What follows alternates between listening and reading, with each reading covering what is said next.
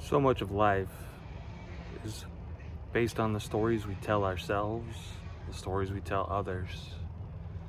And oftentimes you can change the story that you tell yourself, and then it's easier to change the story that you tell others. It's the old process of, are you the victim or are you the victor? Because throughout my life, I've definitely had a difficult, challenging life, from child abuse up to infidelity in a spouse, joining the military, getting hurt, told if I re-enlist I'm gonna get thrown out and medical discharge because of a car accident that was out of my hands, and the bullying that goes along with being expected to continue your job even though you're injured. There's no compassion for people that aren't useful to the people around them. So after getting thrown out of the Army, I had to figure out how to fix my own back. Doctors didn't know what to do for me, and my father was a drug addict because of his back injury in the military. He fell down, got trampled on a run, and after my sister had her right arm amputated from cancer at the age of 7, he fell down the drug hole, and we never really saw him again as a functional parent. So not that either of my parents are functional, they're both abusive, narcissistic, codependent people. And I realized growing up that nothing was ever about me. I just happened to be the easy way for them to take their anger out, and the safest thing for me to do was run away. And that's what I did when I was 17, is I ran away. I even graduated high school, I got married, I moved across the country twice.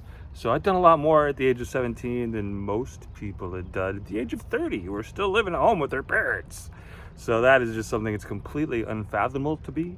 But I guess if it's the easy way, it's the easy way. So they say hard times make strong people, people make easy times. Easy times make weak people, and weak people make hard times. So I was raised by weak people. I'm a strong person because of all the hard times I've been through.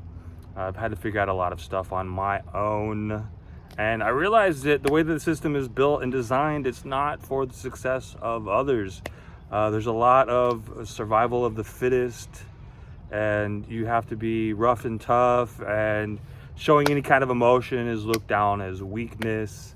So being able to express yourself effectively in a manner is very, very, very important, but oftentimes difficult, because no matter what you do, you're going to be challenged by these weak people, because the strong people have no need to break you down. So before epilepsy, I was an acupuncturist. I focused on doing house calls to people that needed somebody to show up to where they were, because either they couldn't get there or they understood just how much better and easier it was to be able to get a treatment and relax after it, instead of it being destroyed by traffic in Los Angeles, whether you got a parking ticket because there's parking meters everywhere, or whether you get a speeding ticket because you're in a hurry trying to get somewhere, or a car accident along the way, heaven forbid. And that actually happened to me. I had a car accident on the way to a meeting with one of my other acupuncturists as I was running this business. And that kind of put me out of kaputs for a little while, where the doctors just wanted to do surgery. They didn't know what was going on, but they wanted to do experimental surgery on my knee. And that was not what was going on. So I managed to, once again, fix myself through holistic care, proper exercise, diet, physical therapy on my own. I did the same thing when I got asked to leave the military.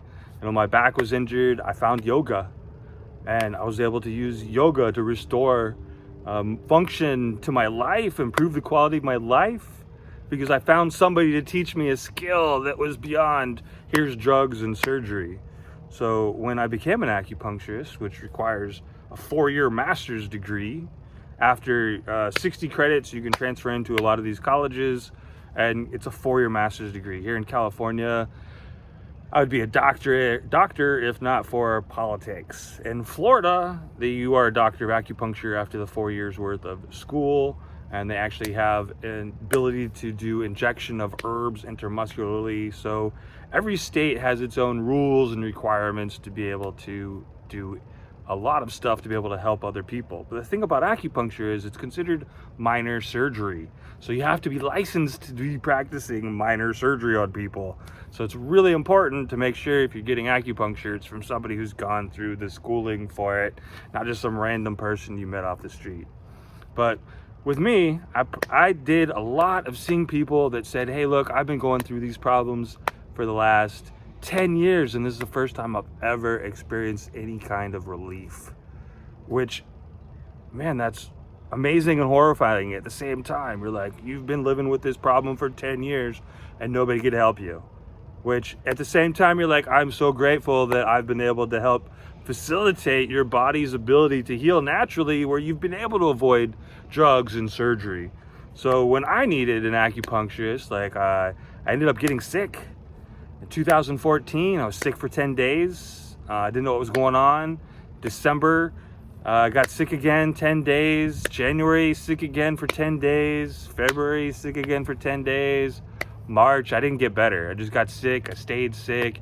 I was trying to talk to my acupuncturist, and he's like, if the doctors can't find anything wrong with you, I can't help you either. So not everybody is skilled in the process of understanding how to help you, and you have to understand that sometimes it takes you going around trying to find a bunch of people. Sometimes it's just up to you.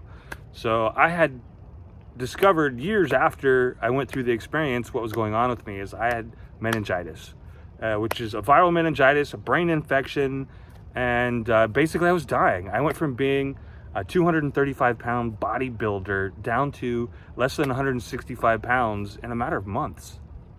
I quit being able to run my acupuncture business. I was having a seizure and I'm stuck on the floor for hours. And sometimes it turned into days and weeks and months before I could get better. There was times I didn't wake up I was awake for 4 hours out of the day. And the only reason I got better was because I was giving myself seizures, searching through Oriental traditional medicine herbs to find out what I could do to improve the quality of my health, where the drugs were failing me and the doctors were quite literally abusive. They didn't have the answers, and because they didn't have the answers, everything was my fault.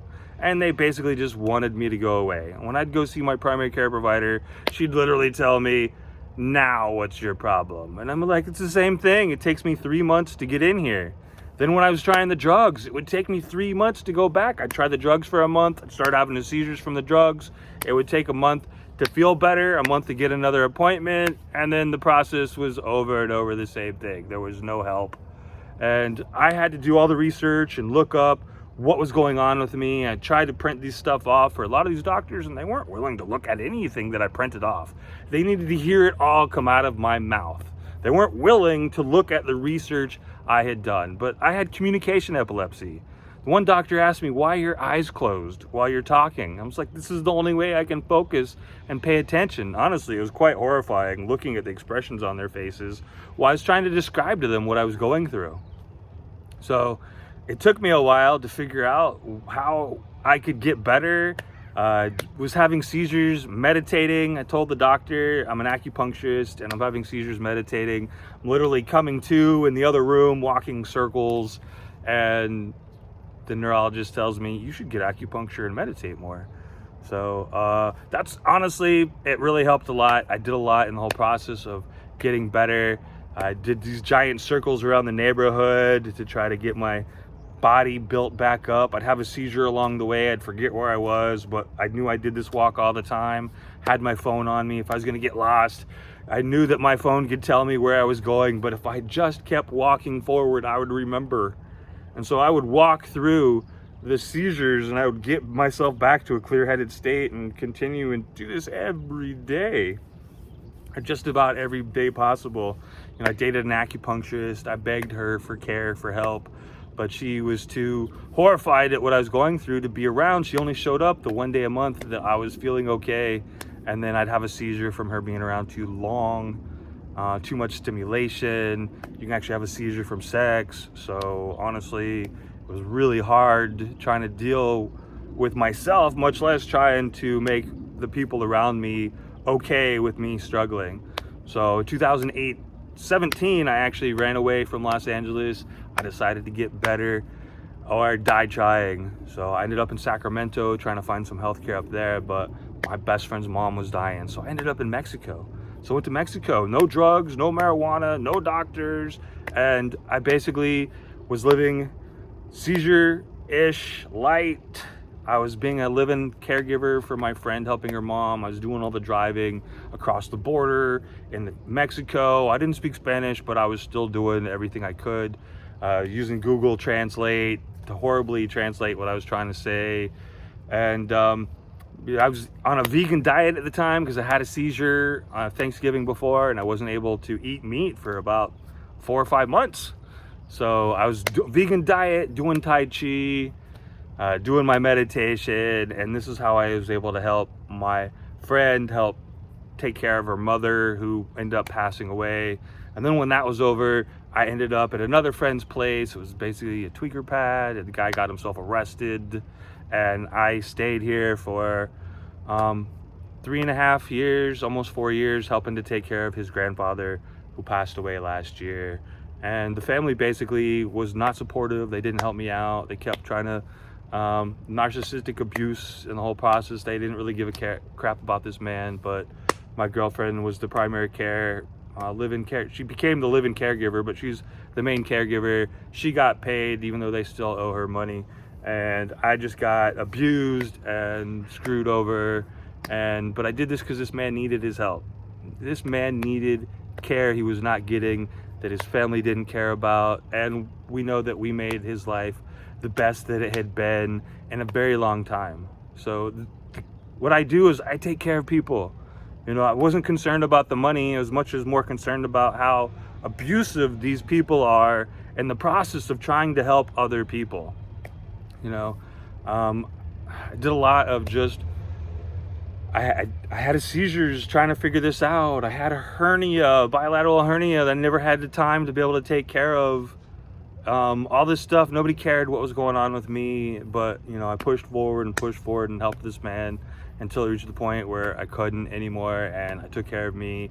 And then when he passed, you know, obviously there's depression, there's loss of purpose, but I focused on myself more. I ended up getting thrown out of here because I got into a situation with the guy who got out of jail about standing up for my girlfriend and I, taking our food, and he threatened to beat my ass and throw me out, and his mom threw me out, gave me a 30-day notice, and I could have fought it all, but I realized that, you know, my purpose is to be somewhere where I can heal, and then I can help more people. And at this point, I'm a year seizure free, you know, no drugs, no doctors, nobody telling me what I can and can't do except me. And then I have the support of my amazing girlfriend. So for the last 4.5 years, her and I, we went through some hard times, and we're very loving and supporting each other. And you know, she's definitely made this journey a whole lot easier for me to be able to express myself and help other people find their epilepsy well too. Because 1/3 of all adults, up to 1/2 of adults living with epilepsy, are drug resistant. And not everybody wants to deal with the drugs or the surgeries or the abuse. There's lots of people that have given up on the drugs and given up on their doctors, and they've gone back to a more normal life. They've got full-time jobs, they're doing things. They still have seizures once in a while because they don't quite have the balance figured out, but they're still living a whole lot better than on the black box drugs. And that's my whole purpose, is to help other people. What do you do when the drugs don't work and the doctors just call you crazy? You have to take care of yourself like you matter, because self-care is healthcare.